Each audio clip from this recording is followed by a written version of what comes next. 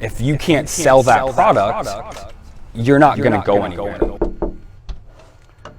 You've got a beautiful house. Would you ever be interested in selling it? You're not going to go anywhere. You know, in business, including real estate, being able to sell your solution to the other party is critical. So with me is my good friend Frank Vallone. He's a professional salesman. And I brought him here on this video to share just a few basic tips of how to sell your solution to anybody. So I started in sales in a very roundabout way. I was actually running a restaurant. At the age of 24, I opened and ran a $3.5 million restaurant in West Hartford, Connecticut. I don't know if have you ever been in the restaurant business? No. Okay, it's a lot of work. I was working 120-hour weeks, nights, weekends, and it didn't seem to make much sense. For what I was getting paid versus the hours I was putting in, I was like, there's gotta be a better way. So I stepped down from that. I actually started my MBA, and then I ended up starting in a door-to-door sales program. And the reason that worked for me was that they said on average, 12 to 18 months, you'd be running your own business if you successfully completed our program. And I went, sounds sketchy, but I'll give it a shot. I had nothing else to do or really no other direction to go. I just knew I wanted out of the restaurant industry and I wanted to find something new. And like Michael said, the ability to sell is the number one skill you could ever develop. You know, we used to joke that Nike's not Nike if they don't sell shoes. So it doesn't matter how big your brand is, if you can't sell that product, you're not gonna go anywhere. So that's what we're about.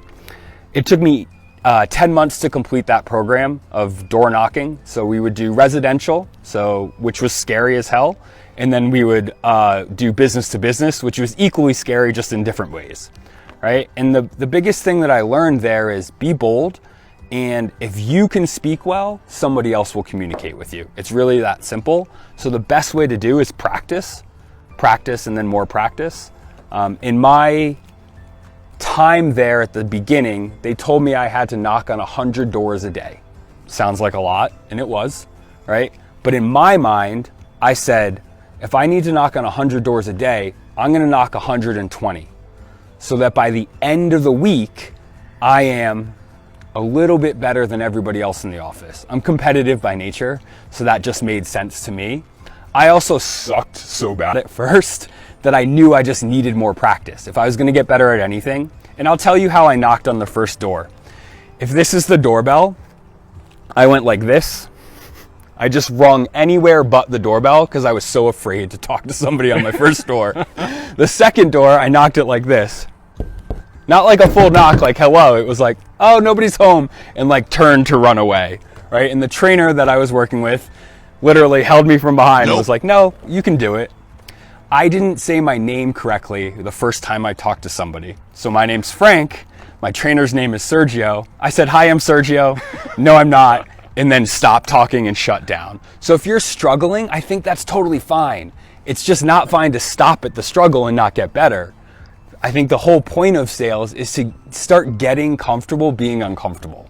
And if you can do that, incrementally get better, then you're gonna start seeing some success. And I'll share with you a couple of the pointers that they gave. To me, they're part of our T1 workshop, which is just kind of like first day training, the super basics. So number one, before we even get into anything else, the first thing is appearance matters. So your image matters. I knocked for, 4 seasons in Connecticut in a full suit and tie. Suited and booted. And the reason for that is you're just taken a little bit more seriously.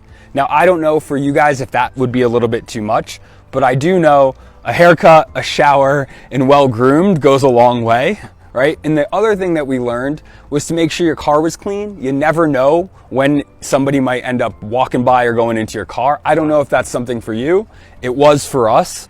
So like a clean car made all the difference in the world, and it saved a sale or two of mine. I swear. The first couple things that we learned while doing this was, the first one is called the SEE principle. So it's SEE, which stands for smile, eye contact, and enthusiasm.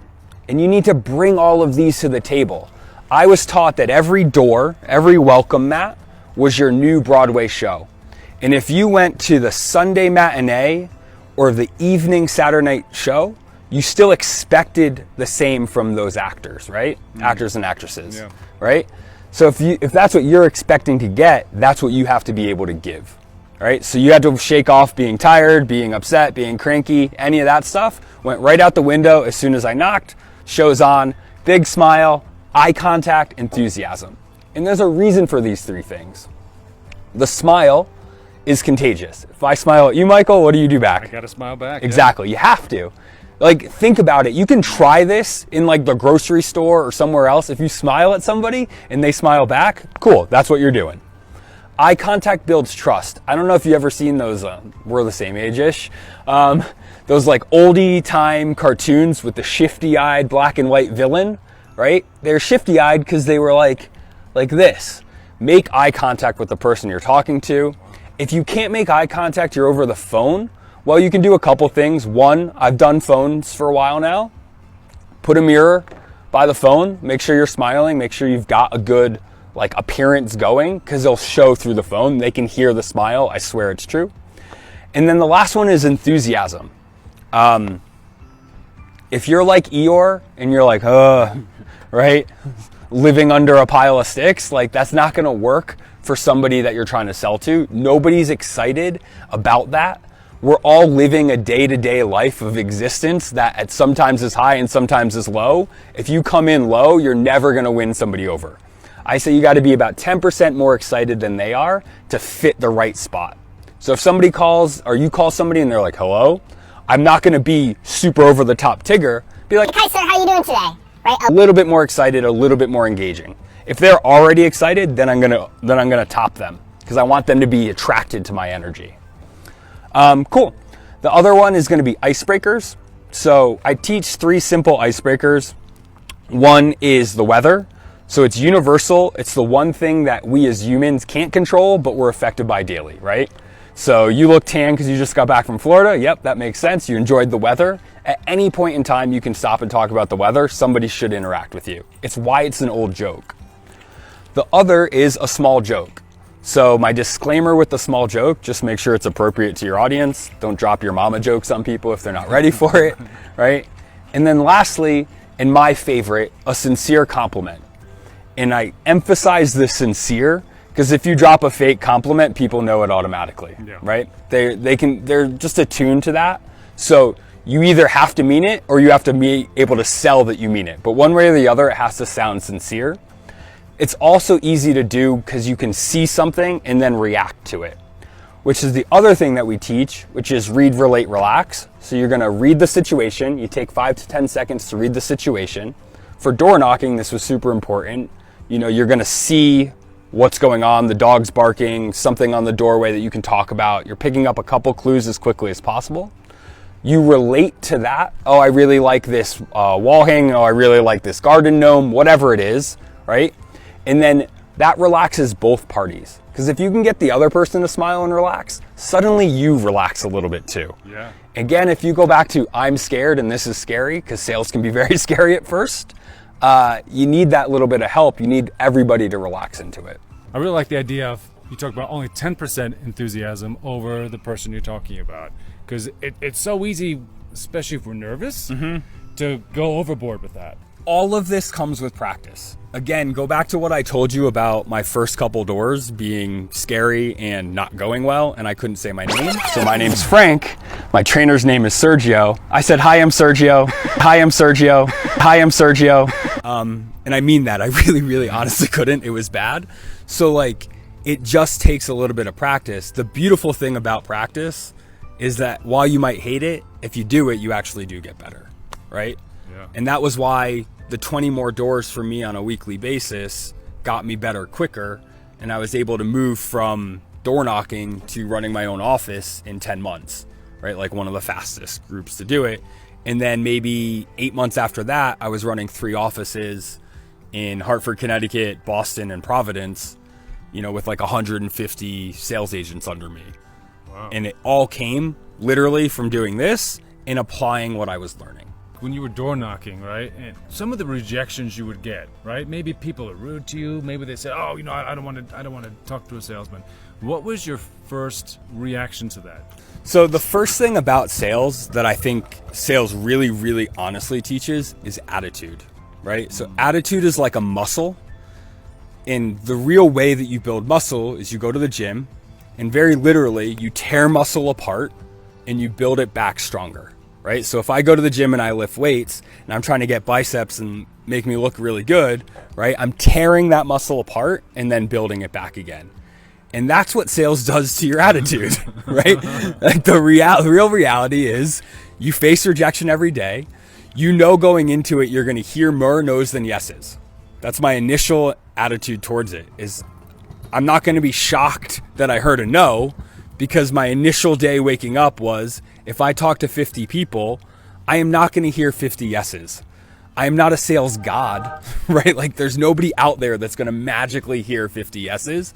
It's a law of average. It's a numbers game. It's why we were taught to knock 100 doors, because 4 people would say yes out of that, right? Wow. So your attitude is a mentality. I understand I'm going to get a lot of rejection, and I'm just okay with that.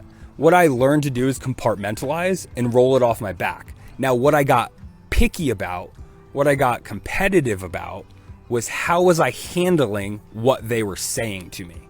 How was I handling my communication? Was I attempting to overturn their negative, or did they shout at me and did I run away, right? It's pretty obvious to them if you get scared or back off, right? Right. So what I wanted to do was just get better at handling the negatives that they were throwing out at me, right? Get off my porch. Okay, sir, I totally understand you want me to get off your porch. However, I've just got to show you this real quick. I got sent out here to talk to you real fast. Pretty simple, right? And I guess you guys probably face very similar objections. So like, all the time. What's the most common objection that you guys are hearing? A lot of people will say, oh no, I'm not interested in selling my house, without them considering how it can benefit them, without perhaps me explaining to them that, hey, I have a solution for you to make your life better. Maybe it's a tax issue, maybe it's an income issue, maybe it's a living trust issue where somebody's going to pass away and they want to give that asset to their family members. Bringing that up, I think, is in a subtle way, and kind of in a way where it's more their idea. For instance, like I said, if somebody's older and maybe they haven't thought about how are they going to provide inheritance to their kids, I can't go out and just say that. Like, oh, what are you going to do when you die? I can't say that. And as you know, it's important for the other party for it to be their idea. Yeah, you want to plant the seed. Plant the seed, exactly. Okay, so not interested is not like a magical, your guys only negative that you're hearing, right? So not interested is probably one of the most common negatives that we've ever heard. In the Northeast, we got it a little bit differently. It was called I'm all set, right? So it's very similar. It's two very similar negatives. I call them soft negatives. And the reason I call them soft negatives is because you haven't given it anything hard, concrete to overturn. All you've done is been stupid and not listen. Right? You've shut down before I even gotten further along into the pitch, most likely. Because you're typically getting, I'm not interested, or I'm all set pretty early on, right? Hey, I'm so-and-so with so-and-so, I'm not interested. Okay, would you be interested if I knocked on your door with $100, with a Publishers Clearinghouse? Yeah, probably. So shut up and let me talk. Now, you don't get to say that, right? You wish you could say that some days, right? But that's not what you get to say. So all negatives fall under one way to overturn them, which is repeat, reassure, and resume. I'll repeat that again. Repeat, reassure, and resume. And the reason for this, each step is crucial. So I need to repeat the negative directly back to them. And I do this for a couple reasons. Number one, I'm asking this person to take time out of their day and listen to me. I need to prove to them that I'm listening to them. I think that's just a very general, basic human idea of communication. So if I repeat directly back to them, verbatim, like a parrot, what they said to me, I've proven, hey, I know I called you out of the blue, but I'm willing to listen to you. Give me 10 seconds to listen to me. That's what you're subtly saying with that repeat. Also, it buys you a buys you a couple seconds of time. Good point. Very, like at the very end of the day, it's buying you a couple seconds of time to figure out what the hell next you want to say, right? So repeat. You're going to reassure them that that negative isn't a problem. So in this case, hey, Michael, I totally understand you're not interested. I have a lot of people tell me that. Give me 2 seconds. I can actually show you something that I think you'd be interested in. All right. So you repeat the negative. You repeat it. You repeat the negative back to them. You reassure them that that issue isn't an issue. And then crucially, and what a lot of people miss out on, is you have to resume back into your pitch. Have to resume back into your pitch. Because if you don't, you're just standing there with a lot of silence. Right?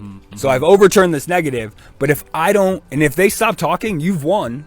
Right? I'm not saying talk over them. I'm just saying you've repeated it. You reassured them. They're willing to listen now. Now you got to jump in and say something. Now you got to say the next line of your pitch. Now you got to say, I've got a really interesting opportunity for your home, or whatever the next line of your pitch is, wherever you got cut off, that's where you got to jump back into. And that's the reason that you need to know your pitch really well. It's the reason that I went home and practiced my pitch in the mirror 50 times after my girlfriend got tired of like me pitching her 50 times, right? So you just got to get good at what you're trying to say. And I taught this so you could be interrupted, so you could say upside down, backwards, underwater. You need to be able to know what you're saying. And it's that simple. And if you can do that, and there's one other thing that I tied in with that, overturning the negative, which is really powerful, and it's called Jones effect. And this is the idea, to some degree, that we're all sheep, and that if Susie down the street did something, I might also be interested in something. Yeah. It's why Amazon reviews are so popular. If you shop on Amazon, if you're like me, you read like 100 reviews. Like my wife makes fun of me a lot for it, but I want to know what other people thought about it, and I'm trying to determine that through the reviews, through what their judgments are. In the restaurant, when I was running the restaurant, I taught all my servers that they had to sell a bottle of wine in the first hour of their shift. Okay, they had to sell a bottle, not 4 glasses, which is the same as a bottle. They had to physically put a bottle of wine down on a table in the first hour of their shift. And then I told all the bussers to clear that wine bottle last. And the reason for that is, if you came in and you sat down and you were with your wife and she looked over and she saw another couple with a nice bottle of Sauvignon Blanc, what does she instantly think she wants tonight? Sauvignon Blanc. Another bottle of wine, right? Yeah. And that simple thing increased our wine sales by about 20%. Wow. Which in the restaurant business is massive. Because if you weren't putting that bottle of wine, and then everybody sits down and they look around and they just see all these bottles of wine. It's a nice Italian restaurant, all these bottles of wine. Yeah, okay. I wasn't thinking about a bottle of wine today, but that table, and that table has one. I guess that's what I'll do. And that's the Jones effect. So how we use that in our business is, it's called feel, felt, found. So it's, Michael, I totally understand how you feel. Susie down the street felt the exact same way. Oh, yeah. But what we found is, by taking the time to actually look at these numbers, it was going to be a really good deal, a deal she couldn't pass up. You got 10 seconds to go over this with me, right? Wow, well, if it helps Susie out, then I'm a bit more interested now. Exactly. And this becomes even more powerful if that's true, right? This becomes even more powerful if their neighbor or somebody else in the community or somebody else that you know that you started working with. So that's why referrals and just gathering a list of names. When I was door knocking, if I knocked on 10 doors, I get everybody's name. So by the 5th door, you know what I mean? Or by the 15th door, I would have a couple names. Oh, I don't know if you know Bobby down there or this person across the street or whatever it may be. It's the same concept here. They don't need to know the person. You just need to name drop. That's what it boils down to. Wow. Yeah, you name drop, all of a sudden you're kind of in the circle of the neighborhood or the friends. Now I'm more interested to hear what you have to say. Plus, it's like, if they say a negative and you're like, yeah, I hear that a lot, right? No problem. You just diffused it. You just diffused it. Yeah. Yeah, cool. I totally understand that. And that's the other thing I say. That's how I taught it. My repeat comes with I totally understand. So whatever they say to me, I just plug I totally understand.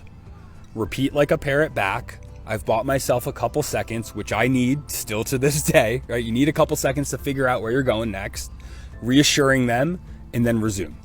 Wow. You know, Frank, when we first sat down here, so I invited you because I've been super impressed of your speaking ability and, like, you know, your history of door knocking and everything. I thought it'd be a great idea, and now we sat down and I find out you actually have a class. Yeah. So how would I get in contact with you to learn more about what you have to offer? So frank.fallone, FELLONE @gmail.com. You shoot me an email. I do a lot of Zoom stuff right now. I do a T1 through T5 training class. It pertains to getting started in sales, overturning negatives, and then kind of how to manage what I call manage your territory. So that could be on the phones. It could be door knocking if that's what you guys are doing. It could be whatever it is, but just how to stay organized enough to continue to see success.